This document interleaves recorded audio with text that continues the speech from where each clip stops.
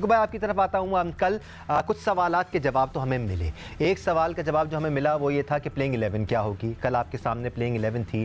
3 डेब्यूटांट्स हमें नज़र आए। उस्मान खान ने डेब्यू किया, अबरार अहमद ने डेब्यू किया, इरफान खान नियाजी ने डेब्यू किया। प्लेइंग 11 से मुतमईन थे आप? देखो मैं तो हमेशा यंगस्टर्स को सपोर्ट करने का मतलब कायल हूँ कि यंगस्टर्स को खिलाते रहना चाहिए। और कल जो मुझे बैलेंस इसलिए अच्छा नज़र आया कि ऊपर टॉप आपके 4 अच्छे लड़के थे, मतलब बाबर थे, साइम थे, रिजवान थे, ये 4 लड़के बड़े अच्छे थे। उसके बाद उन्होंने 3 लड़के अच्छे थे, उसके बाद उन्होंने नए बच्चों को डाला, उसमें इरफान भी आ गए और उस्मान भी आ गए, फिर नीचे एक्सपीरियंस प्ले। तो ये बड़ा अच्छा था पैकेज के ऊपर जो है सीनियर नीचे सीनियर बीच में यंगस्टर्स। इसी तरह हमें करना चाहिए। हमें ऐसा भी नहीं करना चाहिए कि सारे के सारे नौजवान डालें। बिल्कुल एक बैलेंस होना चाहिए। बैलेंस होना चाहिए। हाँ, अगर नेपाल वगैरह से आप खेल रहे हो तो उसमें आप ऐसी एक्सपेरिमेंट्स कर सकते हैं। तो इस लिहाज से मुझे बैलेंस नज़र आया। और मैंने आपके प्रोग्राम में भी कहा था कि मैं देख रहा हूँ कि उनकी सोच क्या है, और बहुत पॉजिटिव सोच नज़र। सोच पसंद आई आपको? हाँ, मुझे तो हमेशा से मैं यंगस्टर्स को सपोर्ट करता हूँ। यहाँ पर मुझे बड़ी खुशी हुई। मैं बिल्कुल नहीं एक्सपेक्ट कर रहा था ख़ास तौर पे इरफान नियाजी को खिलाएंगे कि वो बेचारा अभी तो बिल्कुल नया नया है, बट इम्प्रेसिव है वो लड़का। नहीं, मैंने तो उस वक्त आपको PSL में हमेशा उसकी तारीफ़ की कि उसके बल्ले पे इतना अच्छा गेंद आ रहा था, वो बहुत अच्छा खेल रहा था। मैं बार बार कह रहा था कि इसको नंबर ऊपर करना चाहिए, मगर अब देखते अल्लाह करे वो परफॉर्म करें सारे बच्चे। भट्टी साहब, एक दिन पहले, कल मैच से पहले हम बात कर रहे थे, प्लेइंग 11 का अंदाज़ा लगा रहे थे। ऑलमोस्ट वही नाम थे जो हम सोच रहे थे, लेकिन बैटिंग ऑर्डर पे हमारे सवालिया निशान थे कि बैटिंग ऑर्डर क्या होगा। कल हम पाकिस्तान का बैटिंग ऑर्डर देख तो नहीं पाए, लेकिन जो टीम हमारे सामने है उसमें बाबर आजम, साइम अयूब का नाम है, फिर मोहम्मद रिजवान है, फिर उस्मान खान है, इफ्तिखार अहमद है, इरफान खान है। अगर इस हिसाब से भी बैटिंग ऑर्डर है, that's not a bad batting order. देखिए दानिश, बिल्कुल जो आप बता रहे हैं यही बैटिंग ऑर्डर कल पाकिस्तान अगर मैच पूरा हो जाता तो इसी बैटिंग ऑर्डर के हिसाब से खेलना था। रिजवान जो पिछली सीरीज में ओपनिंग कर रहे थे, अब उनको वन डाउन पर लेकर आए हैं। बाबर आजम खुद ओपन कर रहे हैं। साइम अयूब के साथ नंबर 3 पर रिजवान आएंगे। चौथे नंबर पर उस्मान खान को बैटिंग दी गई और 5वें नंबर पर जो है वो इफ्तिखार अहमद आए हैं। अच्छा, आजम खान की हम बात कर रहे थे, लेकिन आजम खान जिस तरह की सख्त ट्रेनिंग करते हुए हमें नजर आए काबुल में। परसों जब प्रैक्टिस सेशन हुआ तो उनका काफ मसल खिंच गया, वो अनफिट हो गए। अब कहा यह जा रहा है कि शायद वो वनडे T20 सीरीज में अब फर्दर पार्टिसिपेट नहीं कर सकेंगे। तो मेरे ख्याल में रिजवान को तो सारे मैचेस खिलाना पड़ेंगे, क्योंकि रिजवान अब टीम में वाहिद विकेट कीपर है। अगर आजम खान फिट हो जाते हैं फिर रिजवान को रेस्ट देंगे। लेकिन मेरे ख्याल में बैटिंग ऑर्डर की जो आप बात कर रहे हैं यही हमें बैटिंग ऑर्डर नजर आ रहा है। लेकिन कल हमने फखर जमान को 11 में नहीं देखा। इमाद वसीम जो थे, जिन्होंने रिटायरमेंट वापस ली थी, वो टीम में शामिल नहीं थे। तो मेरे ख्याल में अब बाकी 4 मैचेस रह गए। जो हमारे बेंच पे जो लड़के बैठे हुए हैं उनको अगले 4 मैचेस में टीम मैनेजमेंट ट्राई करेगी। लेकिन जो 3 यंगस्टर्स को खिलाने का अच्छा फैसला है। अब देखना है कि ये यंगस्टर्स जिनको मौका दिया जा रहा है वो किस तरह इंसाफ करते हैं। लॉस तो है, मिलने से आजम खान की इंजरी पाकिस्तान की लॉस तो है, लेकिन उस्मान खान की टीम में होने का फ़ायदा ये है कि वो पार्ट टाइम विकेट कीपर भी हैं। इन अ लॉन्ग टूर्नामेंट आपको एक ऑल्टरनेट विकेट कीपर रखने की ज़रूरत नहीं। अगर उस्मान खान है, खुदा न खास्ता अगर मोहम्मद रिजवान इंजर्ड हो जाते हैं या एक आध मैच के लिए अवेलेबल नहीं है तो देखिए दानिश, मुझे तो बहुत ज़्यादा कन्फ्यूजन दिखाई दे रही है। इसमें कोई शक व शुबे की गुंजाइश नहीं है कि हमको इस सीरीज़ में तमाम खिलाड़ियों को ट्राई आउट करना है, क्योंकि ये आखिरी मौका होगा।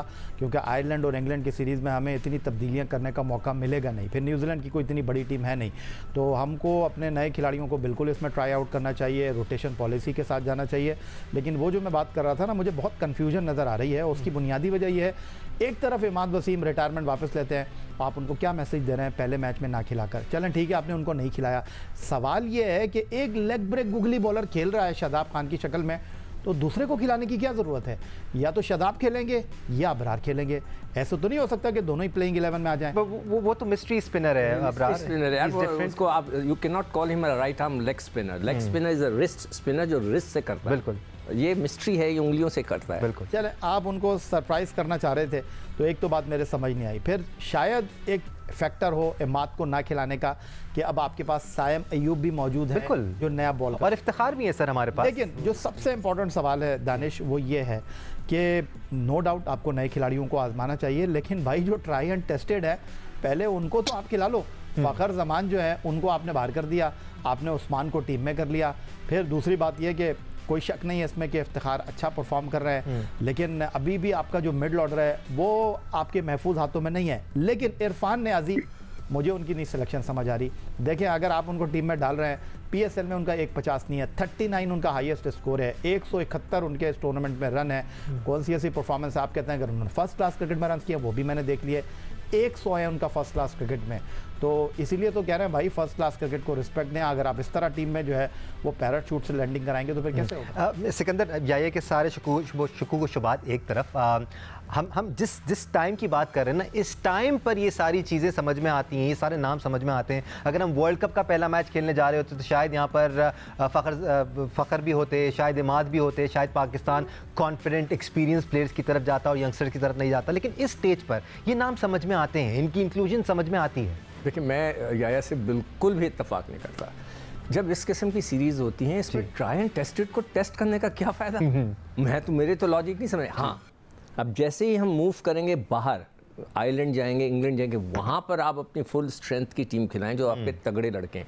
यहाँ पर ये हमेशा कहा जाता है, हम जब पैदा हुए क्रिकेट खेलनी शुरू की और मैंने खुद खेली, कि हमेशा उस ज़माने में भी कहा जाता था कि जिसको भी डेब्यू कराना है उसको आप पाकिस्तान में घर में कराएं। हाँ, घर में कराएं ताकि उसको एक आदत सी बने, फिर उसको एक छोटी टीम के खिलाफ कराएं। तो इन बच्चों को यहाँ पर आप जितना ट्राई करना है कर लें, आपको कोई ज़रूरत नहीं एक्सपीरियंस खिलाड़ियों को खिलाने की। देखें अभी आप साइम की बात करें तो साइम और बाबर अगर ओपन करते हैं, सपोज करें, अल्लाह ना करे, खुदा ना करे, साइम रन्स नहीं कर पाते, तो आपके पास ऑप्शन तो मौजूद है ना रिजवान का। बिल्कुल, वो तो कहीं नहीं जा, वो नेचुरल ओपनिंग जोड़ी है आपकी, तो विन विन है आपके लिए ऑलरेडी देयर। बिल्कुल, तो आपको फिक्र की कोई बात ही नहीं है। तो जो भी बच्चे नए आए हैं उनको आप ट्राई कर लें, फिर आयरलैंड जाएंगे।